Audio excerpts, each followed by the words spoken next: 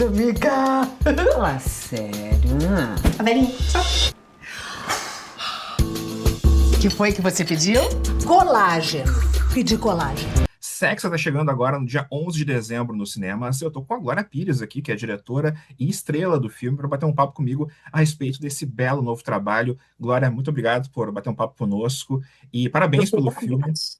Eu que agradeço, Rodrigo. Obrigada aí pelo teu espaço para a gente falar do filme. Que bom que você pôde assistir. Sim, eu pude assistir, é muito legal, porque embora eu seja da imprensa, geralmente a imprensa ganha o link para assistir em casa, ou tem cabine de imprensa, eu assisti com o público, porque eu vi na Mostra de São Paulo.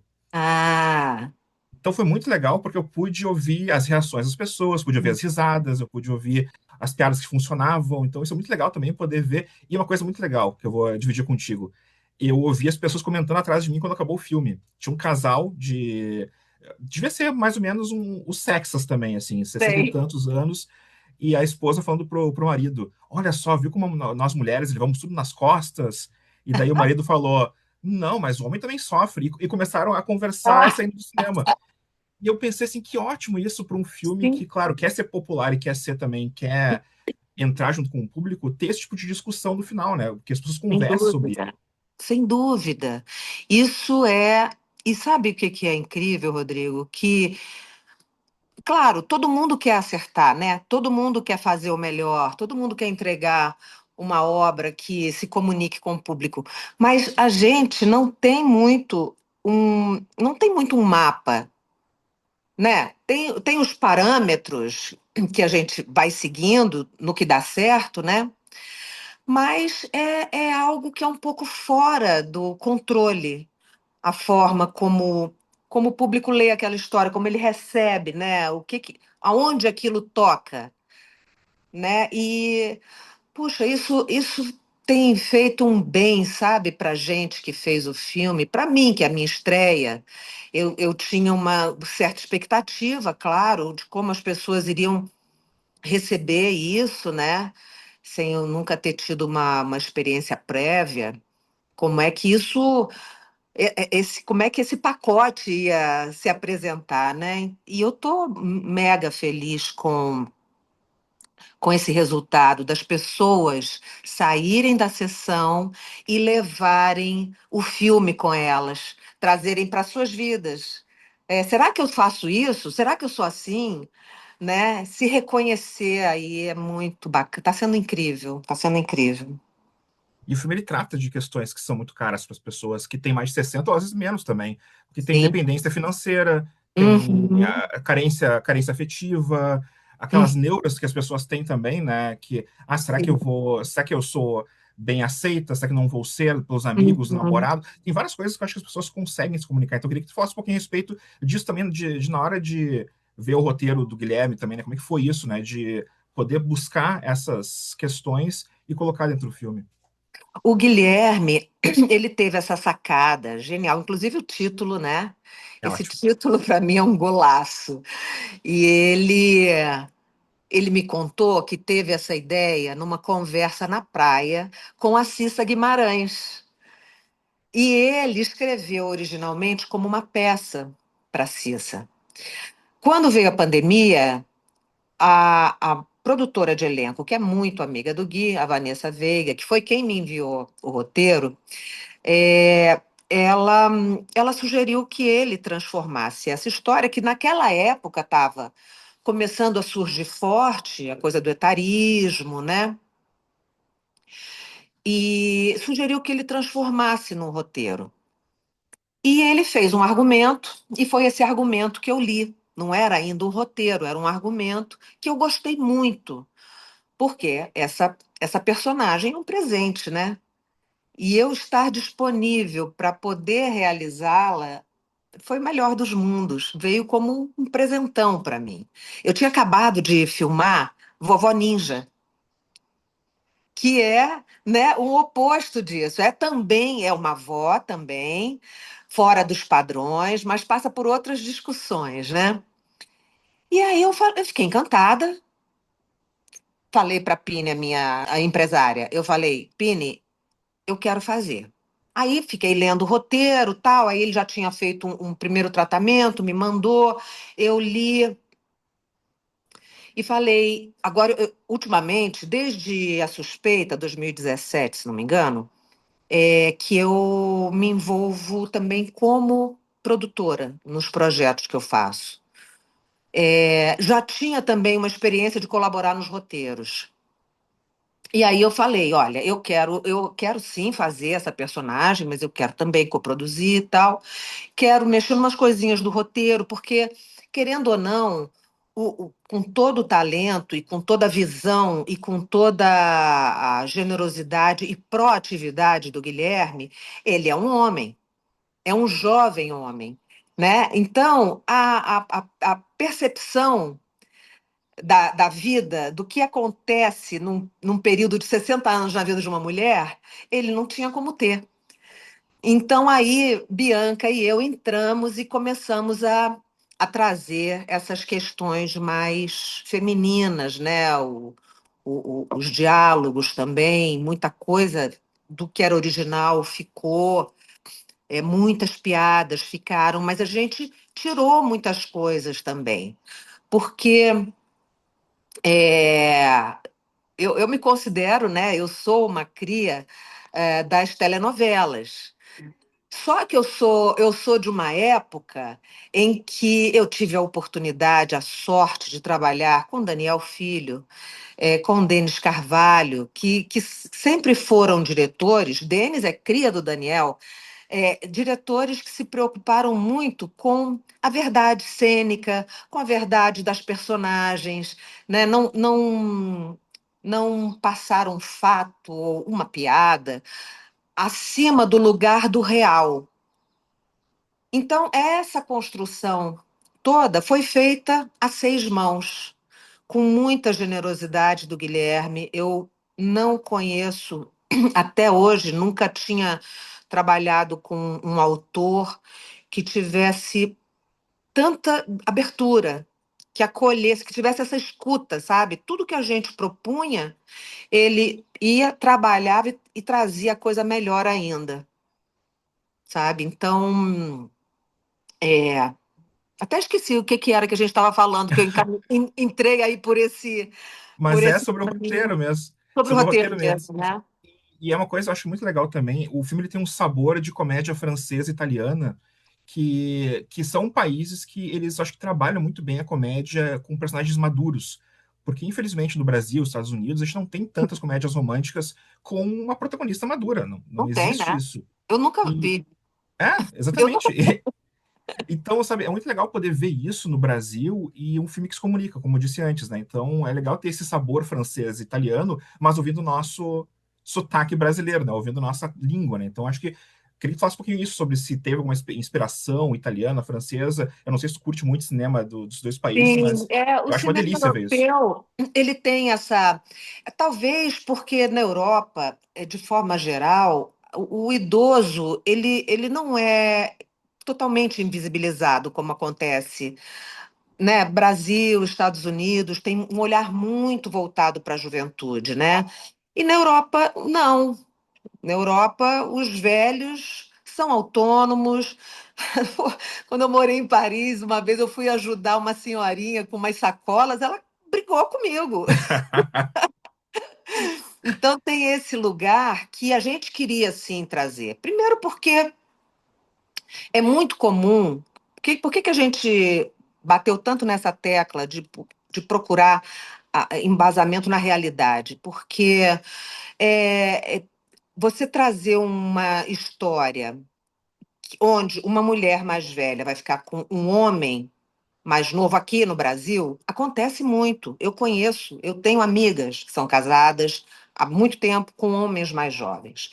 Mas para o grande público, porque não é isso que a publicidade vende, não é isso que a dramaturgia vende.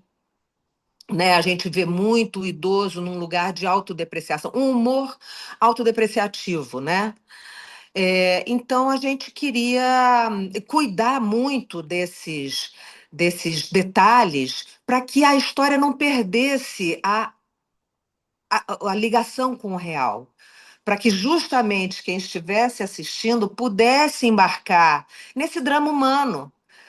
Todas aquelas personagens ali têm uma história, né? O Davi, que é esse jovem de 35 anos, tem um pouquinho, 2 anos mais velho que o filho da Bárbara, ele tem uma postura completamente oposta à do filho, né? E ela faz uma meia-culpa, ela diz, a culpa é minha, porque eu mimei demais. Eu sempre dei tudo, eu mimei, eu passei a mão na cabeça. Ele ficou assim por minha culpa, que também é um assunto muito, uma sensação muito feminina, né? Verdadeira. Infelizmente, muito verdadeira, essa coisa da culpa, né, que persegue as mulheres. Então, sim, teve bem esse olhar para o que se faz na Europa por conta disso. A gente precisava ter referências, né? E também de comédia que não se afaste do humano.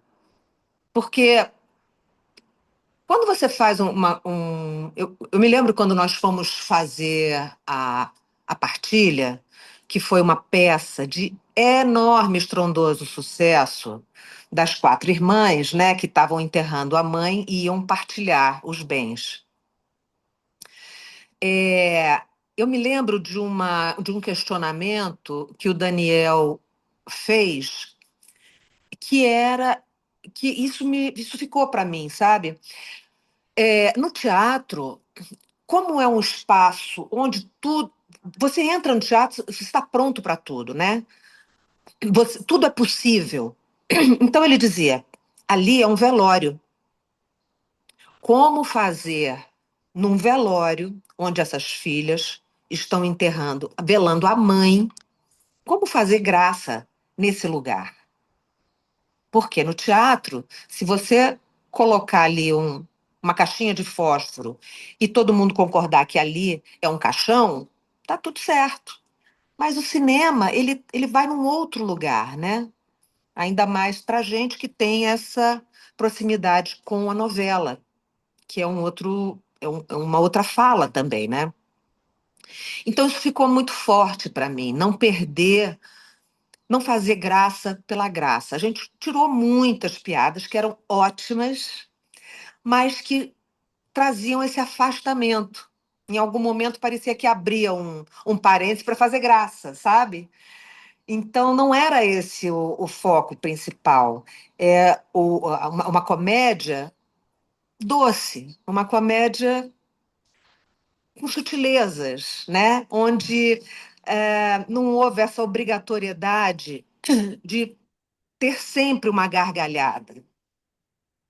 Houve E vou esse dizer, cuidado. o trailer não mostra todas as boas piadas, então o pessoal pode ficar Uhum. esperando que vai ter.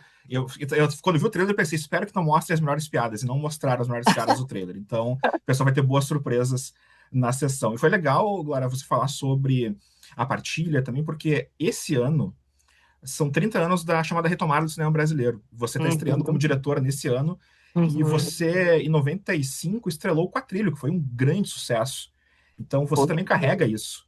Você carrega também Sim, isso de ter levado a retomada do cinema brasileiro também, junto com Carlota Joaquina, junto com o Menino sim. Maluquinho, junto com outros filmes que foram super importantes. E agora, então, imagino que seja especial para você também, né? 30 anos depois, está estreando como diretora, porque é um novo momento da carreira também. E eu espero que não seja o primeiro e único. Espero que você tenha mais coisas pela frente, porque acho que você Obrigada. mostrou ali ter um Eu, toque eu interessante, assim. gostei, sabe? Eu gostei muito. Eu tive o privilégio de poder trazer uma equipe de mulheres, não só por serem mulheres, mas por serem profissionais que eu conheci atuando, conheci nos sets que eu estava atuando.